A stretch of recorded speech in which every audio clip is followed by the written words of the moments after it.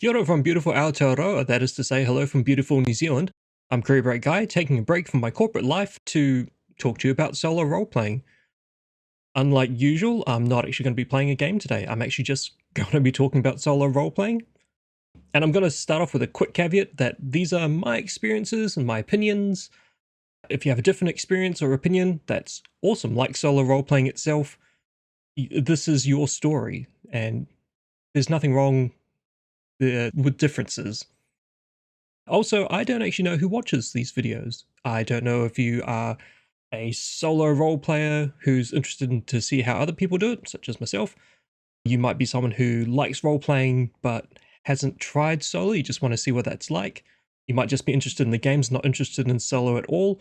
Or you might be interested in role playing but don't know what the heck that is and don't realize that solo is not how a lot of people do it. It is slightly niche. But niche in a good way. I'm also going to apologize. I've got some notes for once. Normally I just do this completely off the cuff. But if you see me looking over there, I'm just trying to remember what the next point I wanted to hit was. So starting from the beginning, let's do that whole who, what, when, where, why type thing, but I'm going to start with what. What is role-playing, and specifically solo role-playing? So a kind of traditional view is you have a bunch of people around a table. One person is sitting to one side and they do a lot of the talking about, what people can see, what the situation is. Everyone else has a person that they represent inside of this imaginary world. So they describe what their person does. That one other person, game master, lore master, game mother, depending what system you want to play, they will then describe what the world is doing, how people are reacting to these characters. They are everyone that the other people at the table are not. That's the traditional story, the traditional role-playing. Solo is you are the only person at the table. So you are both someone inside of the world and everything that is not that person. And you need to just kind of separate your brain when you're working on that. Bear with me though. I'm just going to go through some of these ones quickly. Some I'll expand out a bit more. So who is solo role-playing for? Honestly, anyone. I think there's a misconception that you need to either be an existing game master or some kind of really adept storyteller. I am not really either of those. Well, I do more game mastering now after doing solo, but as far as just sitting down making up stories, I can't do it. I have children, bedtime, I'll just rehash something, Three Little Bears, what have you, but I'm not making them up on my own. My kids are better at that than I am. When, another quick one, used to think that, it's whenever you can sit down and, get out the pen and papers and books and whatnot and start that. But I've actually been recently challenged by some other solo role players to expand my thinking to when is a lot broader than that. So personally, my commute to work, I'm sometimes thinking, oh, a cool challenge that someone could face in a game would be XYZ. Or an interesting backstory or a character I could play would be ABC.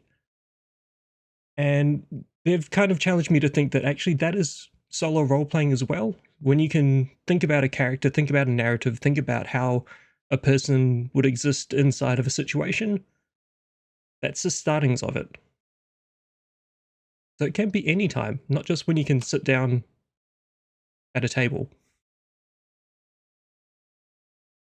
Real quick, what, who, when. These next two, why and how, I'll draw out a little bit more. So why? Why would you do solo role-playing instead of, say, a group game? A really good example that I have is I was meant to be playing a game tonight with a group of friends, but one person couldn't make it, and in this case it happened to be the person running the game. And that's fine, we're all adults, we have lives, we have reasons why we can't play at any given time. Not a problem at all. However, if I really wanted to play, I still could. I could just pick up a game, whichever game, and do that. Solo role-playing allows me not to worry about the scheduling of others. It's really just when I want to make the time. Which, as I just said, could be any time. Another good thing about solo role playing is you get to try games that other people might not otherwise want to try. I got into D&D around 2019. So I've been playing role playing games for on and off like a few decades. A lot through high school, a little bit through early uni, then not for a while, and then 2019 I picked up D&D for the first time actually, and I played heaps of it. I had multiple groups, concurrent games, but it burned me out. And I just got to a point I couldn't physically play D&D. I was in a really awesome group. I had a really cool character. We were playing Candlekeep Mysteries and I was loving it. But I had to tell the GM, sorry, I can't play anymore. I just couldn't face it. But I still wanted to play things. And so I actually got a chance to look at a whole bunch of other games. And I think one of the first ones I looked at was Dragonbane. My friend Brad had talked about it, and I thought it looked weird because it had a duck person. And I'm like, that's really dumb. But then I opened my mind a bit and I read more about the rules, and yeah, I thought it was fascinating at that point, and I loved that it was a roll under system. It had solo rules built into the box, which I hadn't even thought about before. I hadn't done solo role playing before that. So from there, I Dragonbane, then I was on this company that made it free league. I'm like, oh, what is this game? And I found Symbaroum. I found The One Ring. I found Vassin, or Pirate Borg. Oh, so many good games that I enjoy and play more regularly now. And that wouldn't have been the case if I wasn't playing solo, because I just did not know other people that played these games. As it stands, I'm the only one that runs most of these games now. But yeah, solo role playing gave me the opportunity to try games that other people hadn't necessarily thought to bring to the table. The other joy of solo role playing is because I found all these games and I convinced my friends that we should play them. Running it solo gave me an opportunity to learn how to play them. You know, these were unfamiliar mechanics, even something as simple as, oh wait, I get to roll under? Well, what about, how does the target number change if something is more or less difficult? Okay, in Dragonbane that doesn't matter. Maybe you get a boon, maybe you get a bane, but it doesn't change the target number. So you're just learning the mechanics. The One Ring has its journeying mechanics. Pirate Borg has almost no rules, so it's very quick to learn. Solo, yeah, it's great for that. And you can go through and you can sit there and think, okay, look, I don't understand how combat works in the One Ring. So you just run a session, just with yourself, of a party in a fight. And you can practice these things, just the bits that you need. The next reason why I would suggest, or why I look at solo role playing, is I love playing in a group. I love hearing the things that the other players come up with. I love trying to support that, give them these moments where their character does something awesome that we can all talk about later. But at the same time, I enjoy moments where my character does something cool. And also the way that my mind works sometimes, what I think is cool, it's not what other people think is cool. And so when you're playing solo, what you can do is really just pick those things that you think are fun, even just are fun at that moment, and pursue them. So, you know, a game that I really wish I could get to the table more often is Acquisitions Incorporated. It's an adventure for Dungeons and Dragons where you start a business. And I find that hilarious because, you know, I have a corporate job. And so a lot of the jokes that they make are very real jokes based on the rest of my life. People tend not to want to play Acquisitions Incorporated for whatever reason. They think it's too close to home of actual work. And let's say I like the idea of playing Hack Inc., but I want to do it in Black Powder and Brimstone, which is kind of a Mork Borgish rule game. You know, I can do that. And I don't need to worry that I'm going to invite people around to play a game because I want to do some stupid thing of start a, let's say, a traveling circus who also fight crime through mime. I don't know. In Black Powder and Brimstone, I might be the only one that thinks that's fun. And so I can do that without bringing down the rest of the table, get that enjoyment. And if I'm playing partway through and I decide to pivot, that all of a sudden I want to start a new religion in that game, I can pivot and do that and not worry that I've railroaded a whole bunch of other people. So yeah, you can be the star without feeling selfish about being the star of the story. What, who, when, why, how is left. Okay, how to play. The good news is you only need a pen and paper and the rules, which might be a PDF or it might be a physical copy. I love physical copies. I've got my little bookshelf, and then some books are just even better than others. The One Ring I've talked about before, it's the way it's printed, the paper, it's lovely. Anyway, if you ever see the book, you'll know. So yeah, paper and pen. You can sit down, oh, and dice, sorry. I do this, I'll sit down on my sofa, got my little dice tray, my dice, character sheet, and I'll just sit there and talk through in my head, or even talk out loud if I'm not feeling shy about it. Whatever situation I'm in, scribble down little notes, make little marks on my character sheet for, as you take wounds, as you pick up items, as you level up, all those kind of things. Just the same way as you would if you were playing at a group table. So that's one way of doing it. I guess the most traditional way. You could go really portable. I was thinking about this the other day.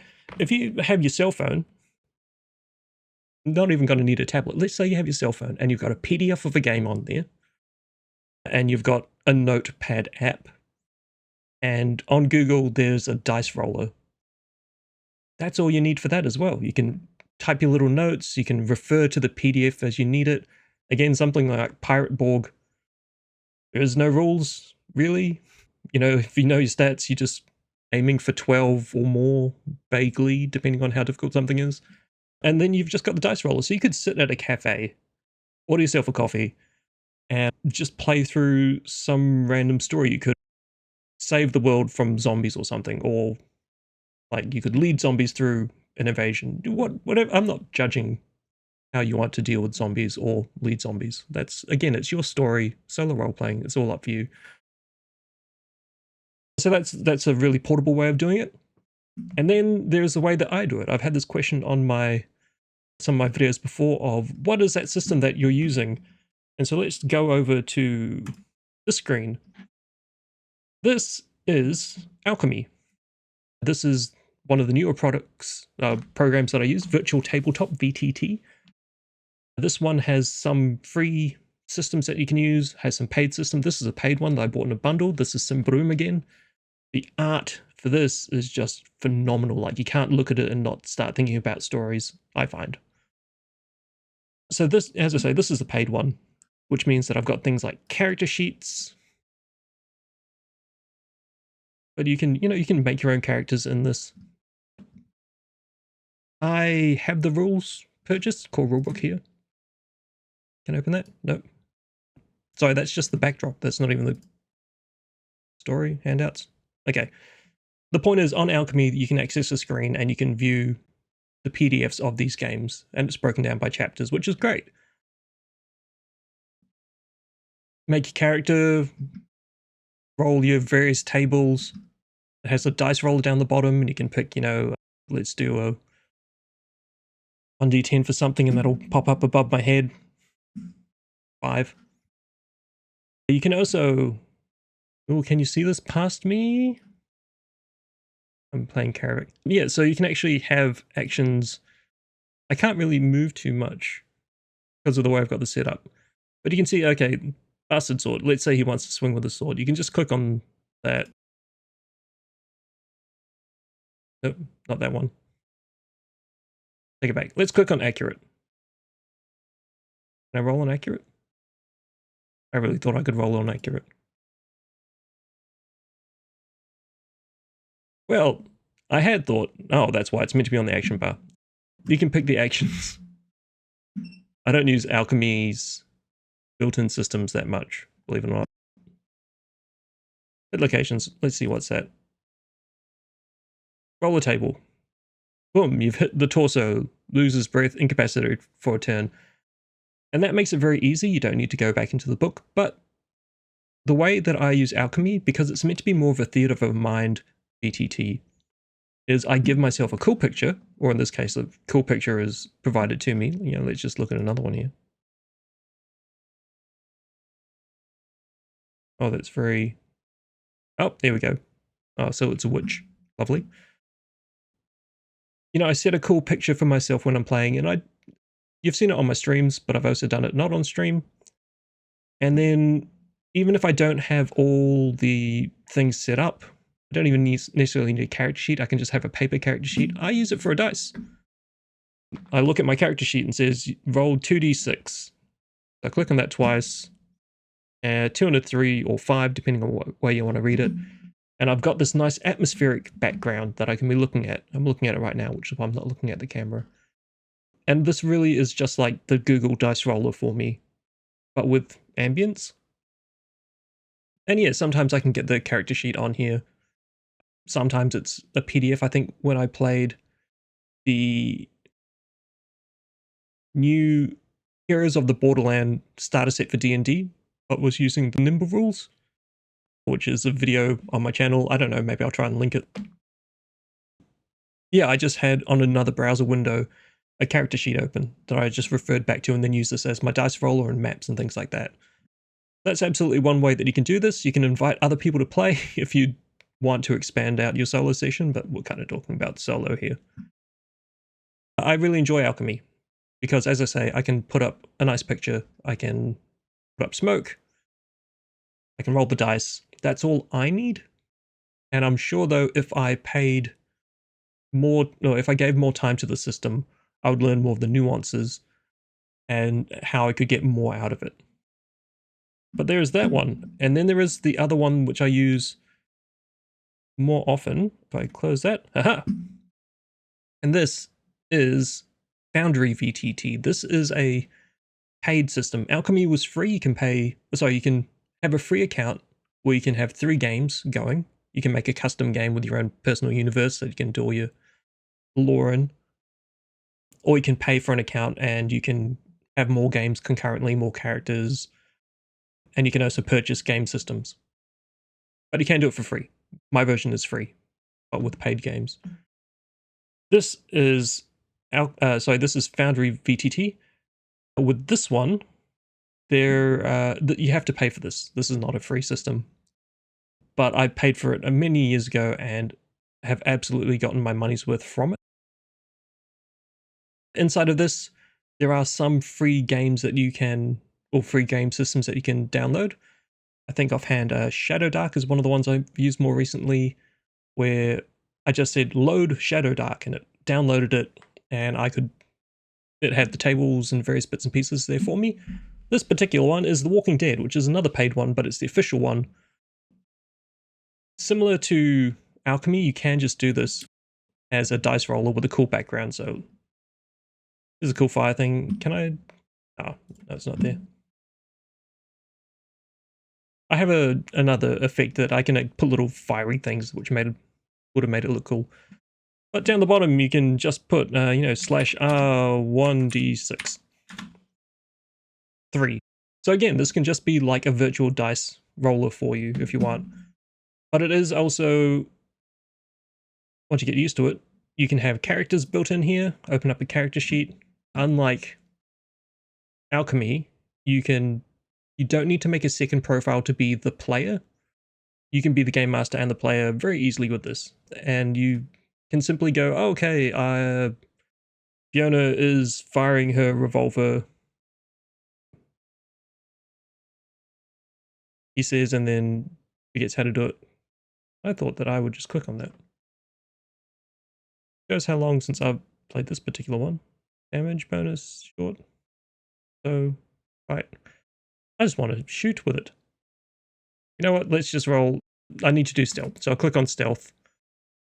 Gives you all the options. Roll. There you go. 1 success. It built in all the mechanics, which I've actually found really useful.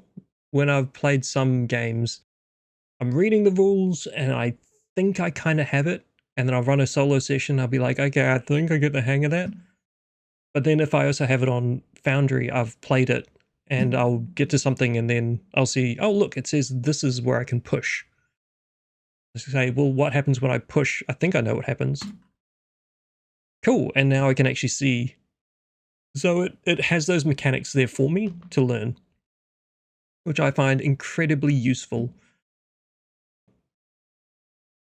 It's also nice that you can have everything, you know, if I need to get a pipe gun, I'll just drag a pipe gun onto the character.